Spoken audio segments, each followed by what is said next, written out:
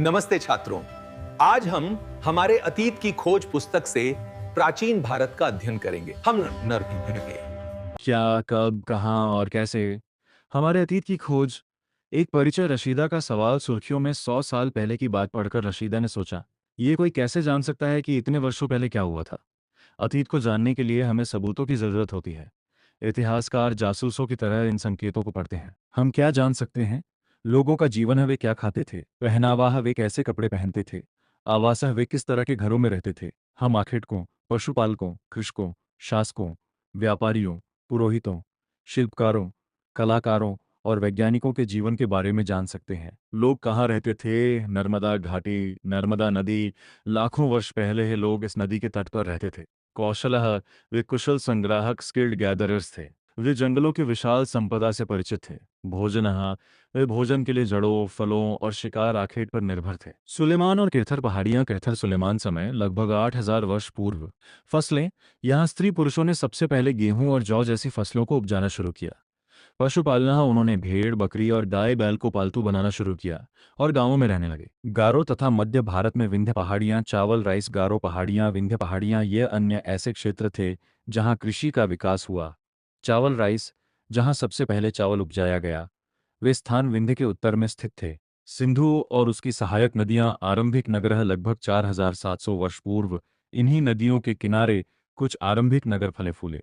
सहायक नदियां वे हैं जो एक बड़ी नदी में मिल जाती हैं। गंगा घाटी और मगध बाद के नगरः।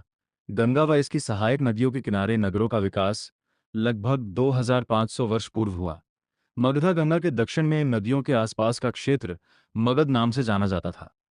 शक्ति, इसके शासक बहुत शक्तिशाली थे और उन्होंने एक विशाल राज्य स्थापित किया। लोग यात्राएं क्यों करते थे?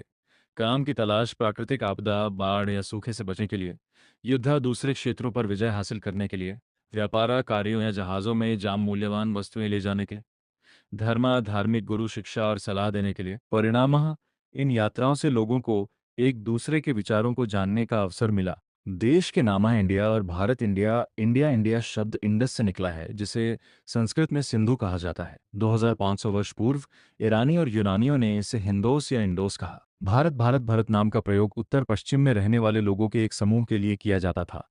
इसका उल्लेख ऋग्वेद 3500 वर्ष पुरानी में मिलता है। अतीत की जानकारी पांडुलिपि, ताड़पत्रों अथवा हिमालय क्षेत्र में उगने वाले भूर्ज नामक पेड़ की छाल। अंग्रेजी शब्द मनुस्क्रिप्ट, लैटिन शब्द मनु, जिसका अर्थ हाथ है, से बना है। कई कीड़ों ने खा ली, फिर भी कई मंदिरों और विहारों में सुरक्षित है। अतीत की जानकारी ही अभिलेख परिभाषा है। हम पत्थरों या धातु जैसी अपेक्षाकृत कठोर सतहों पर उत्कीर्ण किए गए लेखों का अध्ययन करते हैं।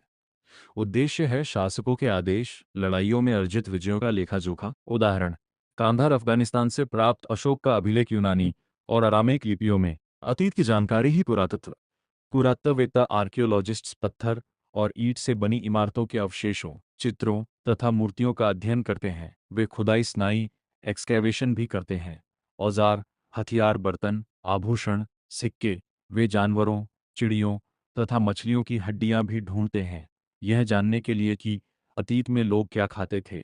तिथियों का मतलब ईपू बीसी फॉरवर्ड स्लैश बीसी, ईसा के जन्म के पहले, EAD forward slash C, Isa Masih का जन्म, ईसा के जन्म के बाद। वर्ष की गणना ईसाई धर्म प्रवर्तक ईसा मसीह के जन्म की तिथि से की जाती है। 2000 वर्ष कहने का तात्पर्य ईसा मसीह के जन्म के 2000 वर्ष के बाद से है। एक अतीत या अनेक। अतीत शब्द का प्रयोग बहुवचन के रूप में किया गया है। भिन्नतः अलग अलग समूह के लोगों के लिए अतीत के मायने अलग थे। उदाहरण, पशुपालकों का जीवन राजाओं से अलग था।